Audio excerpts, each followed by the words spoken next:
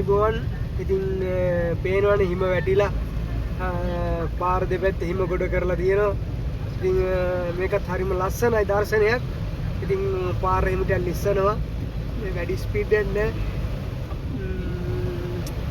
ඉතින් දැන් හිම මිදස් වලන් ටිකක් හොඳට වැටෙනවා.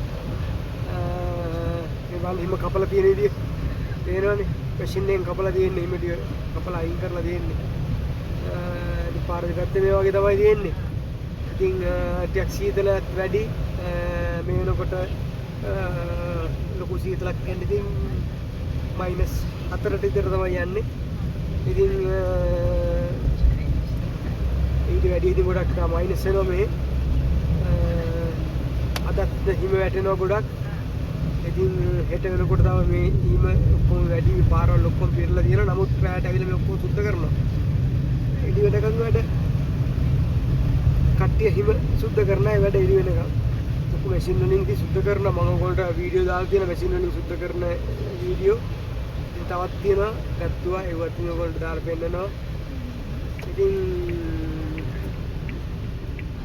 අපිට පොඩ්ඩක් මෙතන හැරෙන්න තියෙනවා. ඉතින් හැරෙමු. මේ වань හිම කපලා තියෙන විදිහ මේ ඔයගොල්ලෝ පේනවනේ මේ ඉන්න වැටලා තියෙනවා නිකන් ආයි සුපිරියට පේනවනේ ඔය තාමත් වැටෙනවා හිම ඉතින්.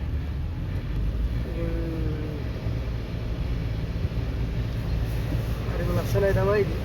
මේක ඉතින් හැමෝම දැකලා නැහැ. දැකලා නැති අයට ඉතින් මේ වීඩියෝ එක වටිනවා. ඔයගොල්ලොත් බලලා ඉතින් පොඩි කමෙන්ට් එකක් දාන්න. ඉතින් මේ වීඩියෝ එක දැවදිනම් ලස්සනයි කියලා හිතනවා නම් කමෙන්ට් එකක් එහෙම දාන්න ඔයගොල්ලෝ. එහෙනම් උසාරණයි. අදත් අපි වීඩියෝ එකකින් අමු යමු. ඒක කොට කරලා දින ඔයගොල්ලෝ පේනවනේ.